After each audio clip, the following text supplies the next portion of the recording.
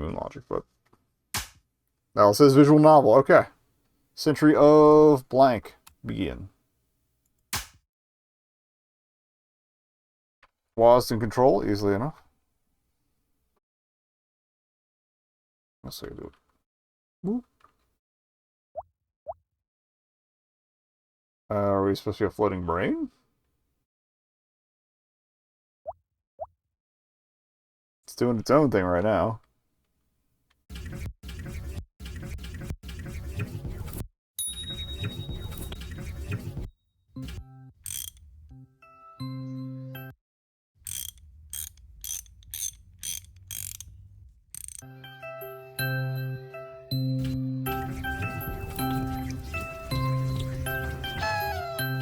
Party time. Elevator time. Oh, there we go. The of is behind my head, sorry. 8, 9, 10. Sorry, it looks like we're going up. Oh, orb. But what if squarb? What if ovorb? What if garbage?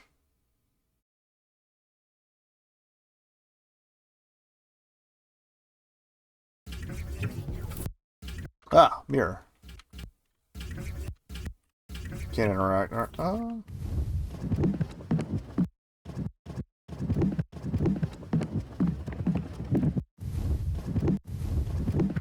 Angular type? Let's get short and stocky. What else we got? Oh, this is presumably character creation. Ponytail or weird baby hair. Oh, it's good. Mustache. And we shall shoot the tube.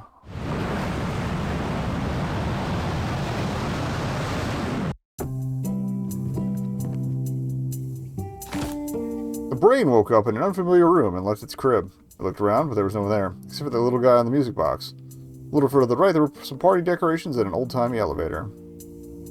Brain wound up the music box. Did that, yeah.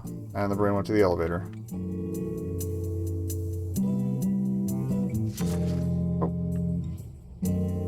It was enter to interact there. Interesting. Brain floated right towards the elevator, right as it... okay. When by the balloons, the sound of party horn went off and the confetti was thrown. Congratulations, Brain. The elevator was waiting.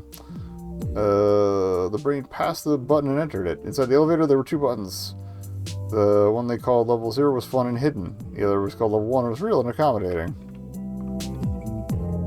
I think we hit level 1. Brain pushed the button called level 1. The Brain entered a room filled with shelves, and these shelves were filled with heads. To the right of the shelves, there was a garbage can, and then a flight of stairs. Oh, we threw the head out. That's why we don't have a head now. That's what that was. Okay. The Brain was curious about the garbage can. Looked inside the garbage can and saw a very deep hole. The smell was okay. Was it, okay.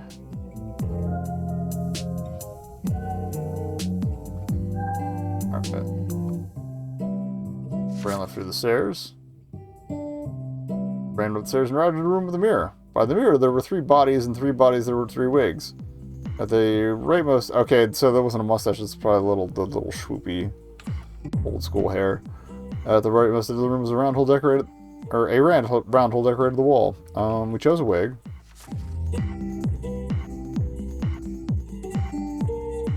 The Brain went towards the wigs, which were resting atop small columns, eagerly awaiting to cover a shiny bald head. Parted wig, that's what we did. Sitting on a door column looked like a mustache. There we go. Only it went on top of your head, much more dignified. The Brain with parted hair was in a room with a mirror. By the mirror there were 3 bodies, and the 3 bodies there were 3 wigs. Okay. We left? Or no?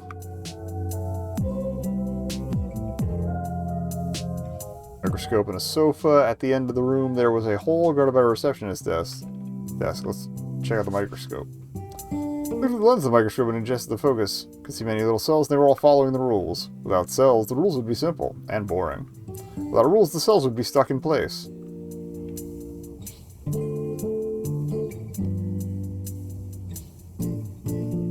I want to sit down. I'm not sure like why it turned into a text adventure, but okay. But it was impossible to do without legs. Okay.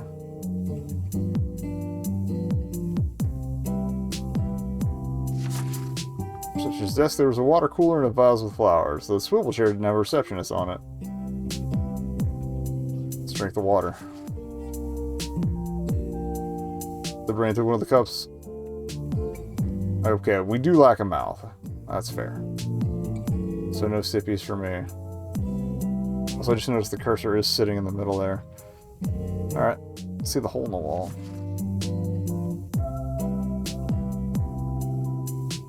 Stop before the hole. Listen to the hole. The hole was shaped like a person. It said, "Come into me." Okay. The brain went into the hole. The brain couldn't enter the hole as things should be. The wall cracked a little. The brain stood before the hole.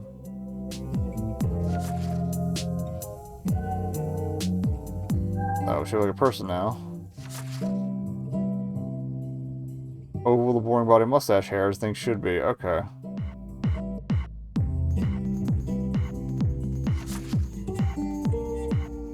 I love how the tune's like getting a little more worked up here. Let's try the hole again. Hidden elevator. Alright. Friend with parted hair.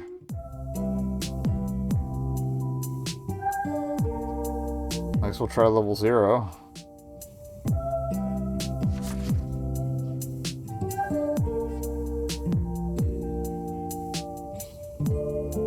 He's a boxer was a little guy.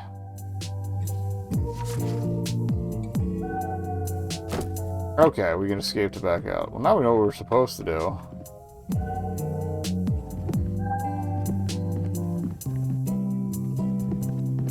Okay, but clicking doesn't work for interaction, so...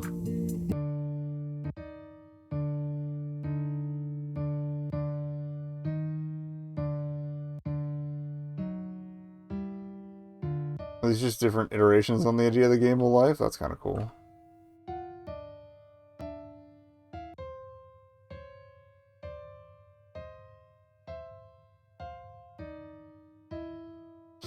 I forget the exact details of the game of life simulations, but it's basically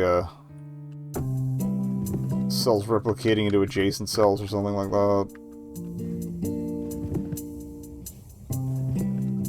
Okay, so they've shown me the example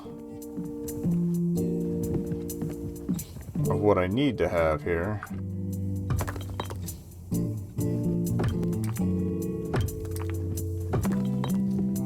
So we want oval, and the boring body I think is the taller, roundish one. Oh, one more.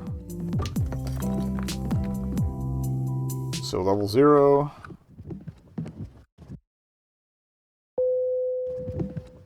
Alright, oval head, boring body.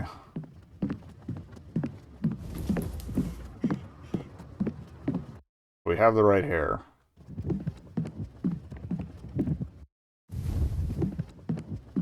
I think that's right. I might be too tall.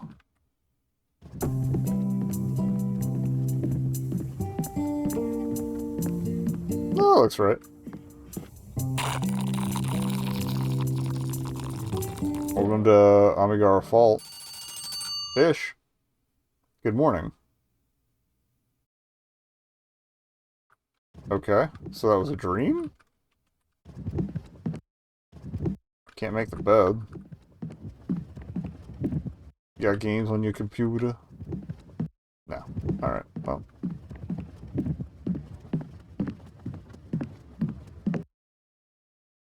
Can we toot? There will be no tooting. Can we work out? There will be no getting swole. Can we write? No.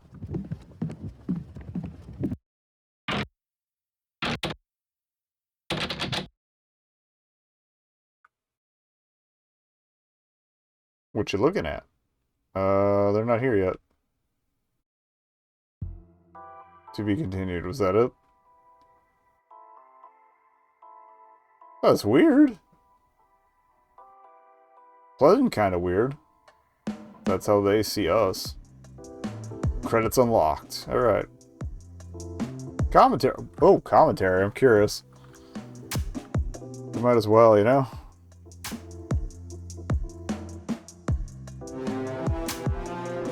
Alright. Small team.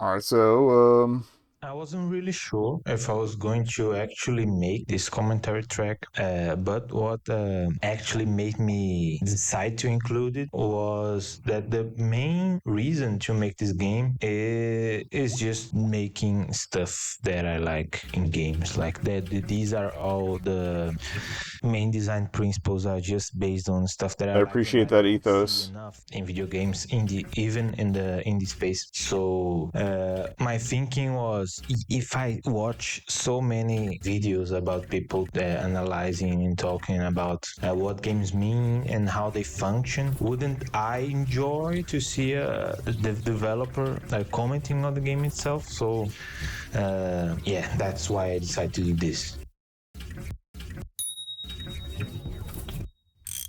It reminds me that I've never, like, checked out the commentary for any of the, Watch It Eye games.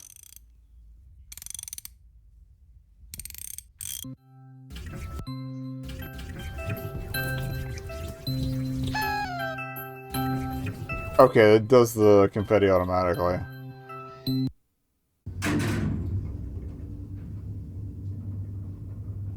I think we're just gonna get a commentary line each room, Idea yeah. behind a century of anticipation is recreating this type of feeling that I used to feel a lot with video games when I was a kid. That is that the world is magic, and you don't understand it fully, and the systems are a little bit mysterious. When you are not an English speaker, as I wasn't when I was like 8 years old, Fair enough. everything is weird, and you don't know what the words mean. And I don't know, it had this feeling that you are always exploring something new. It was mysterious, so that's why the game doesn't have many explanations about what's going on.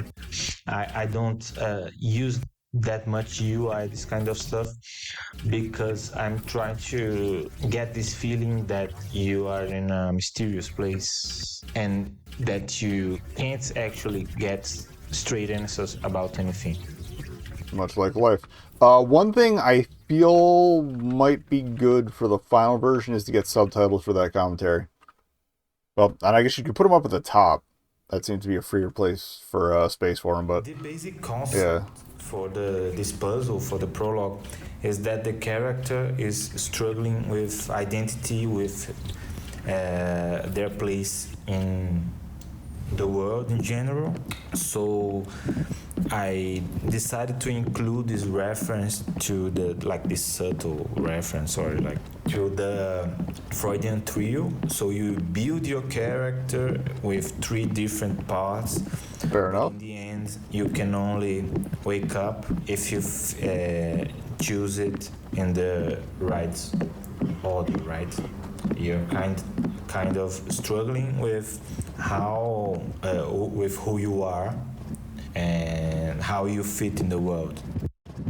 What I thought was cool, I'd seen, if you look at the banner for the game, or one of the thumbnails, it's a picture of the guy with the oval head and the mustache hair. So like I didn't even think of that when I was going through there the Tone first of the time. game was mostly based on magical realism and works in that vein, especially short stories made by Latin American authors. I was looking for something that felt familiar, but not exactly, but didn't work exactly as I'm the waiting work because I want to see if he has a this commentary on the is game of not life. very apparent in this prologue, actually, because it's actually a dream sequence. So I think this point is clearer in the full game.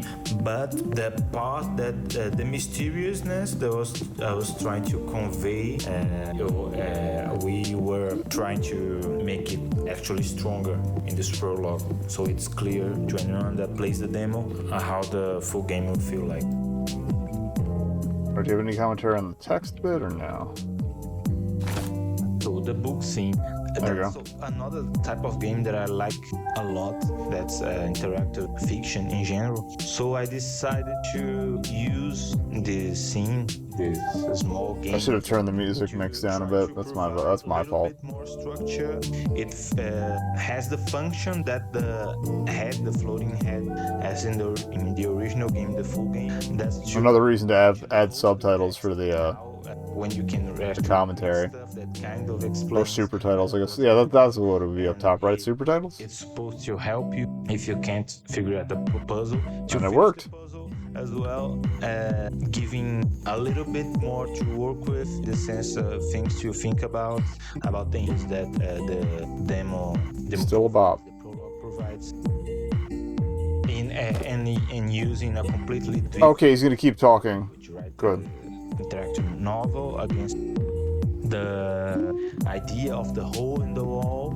It may look like a reference to Junji Ito. At first it was. It did. Actually, it was. Oh. The image that came to my mind was of those holes that Looney Tunes character make when they okay. to a wall. That's fair. Afterwards that I read the Junji Ito story that features those holes. I'm not really sure the name. The Fault of Amigara.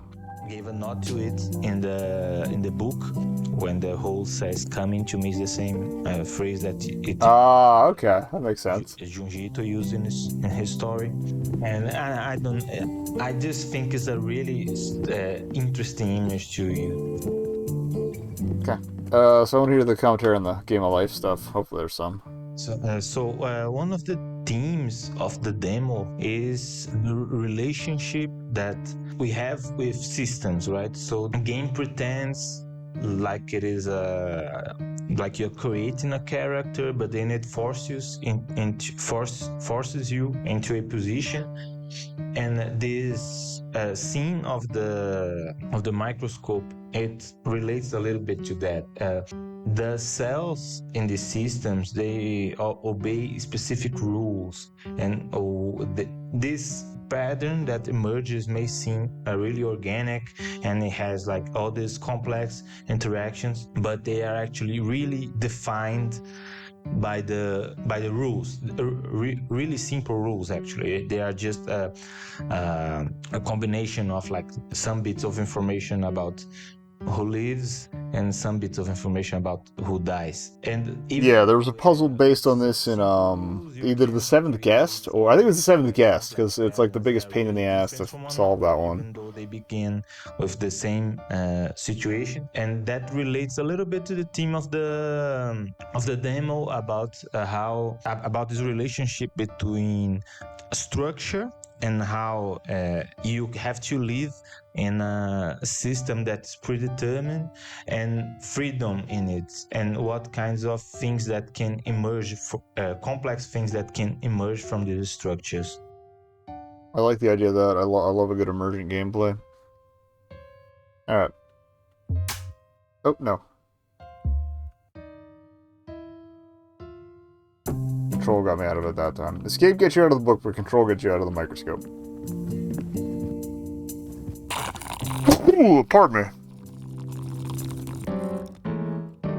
Oh, I didn't miss the lighthouse. So I got distracted by fish before.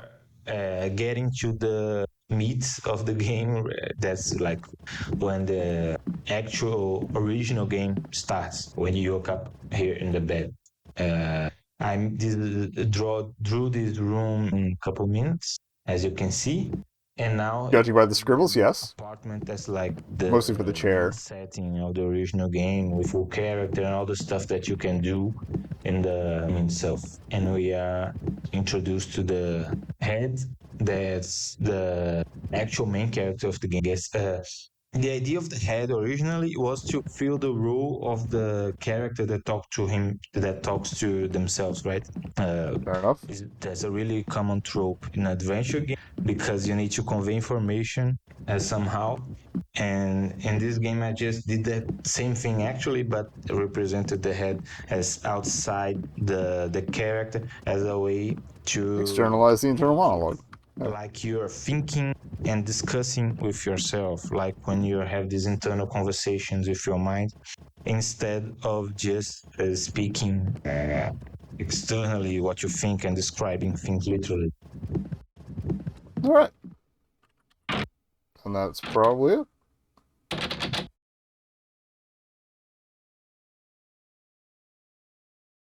Neat. So that's it for the demo now. Oh, cool. Cool. I like the little outro to the discussion as well. We think it I did. conveys the tone of the rest of the game pretty well. So if you did enjoy it, wishlist us on Steam and see you next. I'm curious what the sentry aspect of it is, because... What, is it like the character reaching old age, or what? Huh.